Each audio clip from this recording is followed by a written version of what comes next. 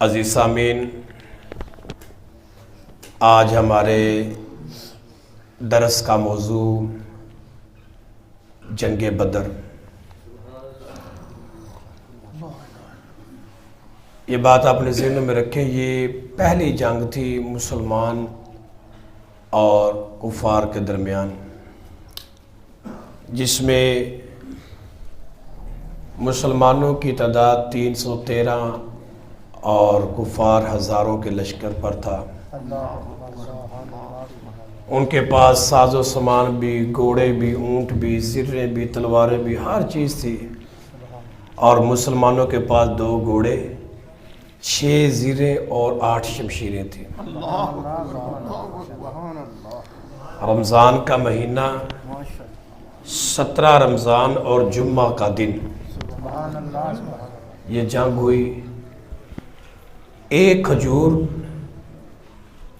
2 صحابہ وہ کھاتے تھے، یعنی ایک کھجور سے 2 صحابہ نے روزہ رکھا، اس سے افطار کرتے۔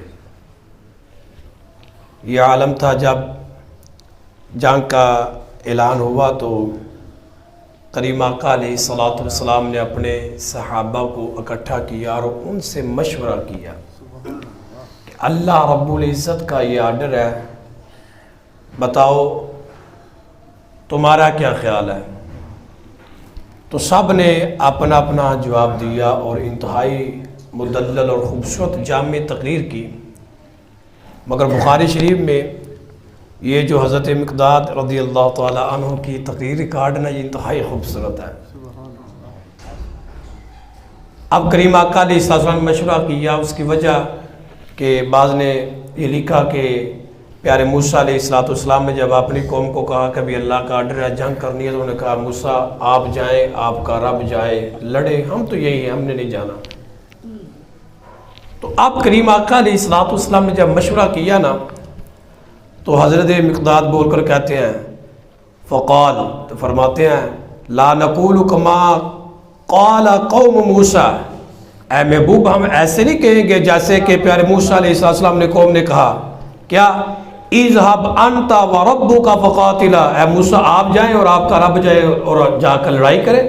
اے محبوب ہم ایسا نہیں کہیں گے، بلکہ کریں گے کیا، وَلَكِنَّا نُقَاتِلُ عَنْ يَمِينِكَ وَعَنْ شِمَالِكَ وَبَيْنَ يَدَيْكَ وَخَلْفَكَ، اے محبوب ہم آپ کے آگے سے بھی لڑیں گے، آپ کے پیچھے سے بھی لڑیں گے، دائیں سے بائیں سے لڑیں گے۔ محبوب اگر آپ کہنا کہ دریاؤں میں گھوڑے جو وہ ڈالو تو ہم دریاؤں میں ڈال دیں، اگر کہ آگ میں چھلانگ لگاؤ ہم آگ میں لگائیں، اے محبوب آپ کا حکم ہوگا انشاءاللہ ہم وہ کر کے دکھائیں گے۔ یہ صحابہ کرام رضوان اللہ تعالیٰ سے مشورہ ہوا، بلکہ یقین مانیے گا یہ طویل اس کی بات ہے، مگر درس جو ہوتا ہے وہ آپ کو پتہ ہے وہ بڑا مختصر ہوتا ہے، اس لیے میں آپ کو صرف جامع باتیں وہ بتاتا ہوں کہ جب کریم آقا علیہ السلام وہ بدر کے مقام پر پہنچے، مدینہ منورہ سے باہر یہ بدر ایک کنواں تھا، اس کا نام تھا، اس کی وجہ سے بدر، مشہور یہی ہے کہ یہ کنواں تھا، اس کی وجہ سے اسے بدر کہا گیا۔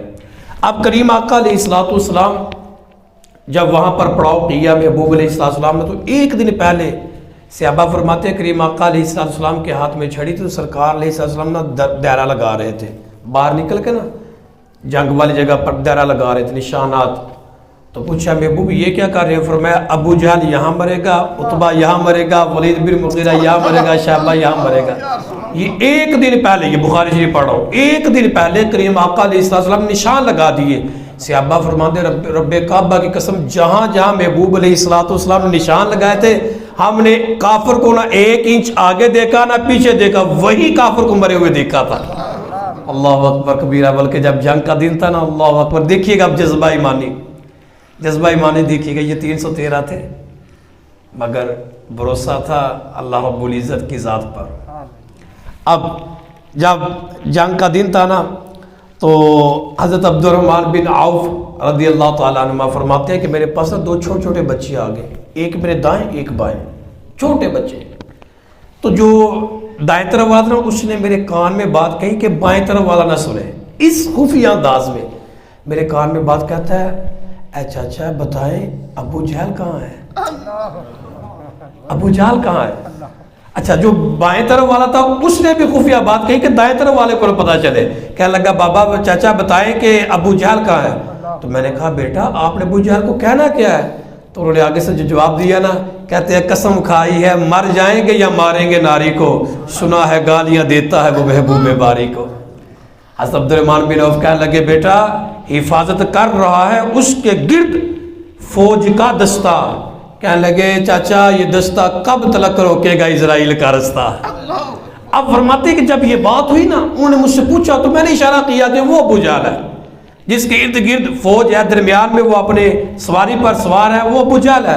فرماتے ہیں بس اتنی کہنے کی دیر تھی، وہ برق کی سپیڈ پر گئے، جا کر اسے واصل جہنم کر دیا. اللہ اکبر. چھوٹے چھوٹے بچے معاذ اور معوذ ابو جہل کو واصل جہنم کیا. اللہ اکبر کبیرہ. اللہ رب العزت نے مسلمانوں کو اس جنگ میں فتح دی.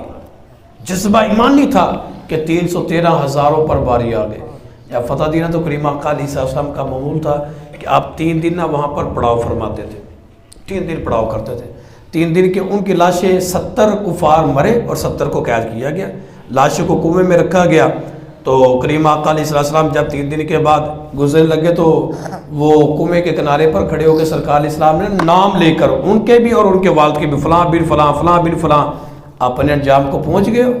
کہا تھا کہ اللہ رسول کی اتباع کر لو، دیکھو آپ نے اپنے اللہ کا وعدہ سچا پایا، پہنچو اپنے انجام کو. جناب عمر بن خطاب رضی اللہ تعالیٰ عنہ عرض کرتے ہیں کملی والے سن دے نے؟ تو میرے محبوب علیہ السلام نے فرمایا عمر تجھ سے زیادہ سنتے ہیں. یہ کافر ہیں جو مرنے کے بعد سن رہے ہیں، تو پھر مومن کا عالم کیا ہوگا؟ تو پھر امام الانبیاء علیہ السلام کی شان کا عالم کیا ہوگا؟ عزیز سامعین یہ شاعر نے بڑے خوبصورت یہ بات لکھی ہوئی ہے. اس پورے واقعہ کا جو نچوڑ اس نے اپنے ان شعروں میں کیا. کہتا تھا نہیں تھا 3 تو 13 کے آگے شمار ان کا، نہیں تھا 313 سے آگے شمار ان کا، سنا ہے کہ ان کے ساتھ تھا پروردگار ان کا. اور یہ لشکر ساری دنیا سے انوکھا تھا، نرالا تھا. یہ لشکر ساری دنیا سے انوکھا تھا، نرالا تھا کہ اس لشکر کا رکھوالا ایک کالی کملی والا تھا. نہ تیغ و تیر بر تکیا، نہ خنجر پر نہ بالے پر، یعنی یہ تلوار تیر یہ جو خنجر بالے وغیرہ ان پر بھروسہ نہیں تھا. نہ تیغ و تیر بر تکیا، نہ خنجر پر نہ بالے پر بھروسہ تھا تو ایک سادہ سی کالی کملے والے پر. اللہ اکبر کبیرہ. تھے ان کے پاس 2 گھوڑے 6 زریں 8 شمشیریں، پلٹنے آئے تھی وہ دنیا بھر کی تقدیریں. اللہ اکبر کبیرہ. عزیز سامنے یہ جنگ بدر حق و باطل کا یہ پہلا مارکہ ہوا جس میں خالق کائنات جل جلالہ نے مسلمانوں کو عظیم فتح سے ہمکنار کیا. جنگ بدر کا صدقہ اللہ ہمیں اور بالخصوص جو امت مسلمہ کے حکمران ہیں ان کو اللہ جذبہ جہاد عطا فرمائے. اللہ محبوب علیہ السلام کا صدقہ جذبہ جہاد کے ساتھ ساتھ اللہ ہمیں شوق شہادت بھی عطا فرمائے. اللہ رب العزت ہم سب کا خاتمہ ایمان پر فرمائے.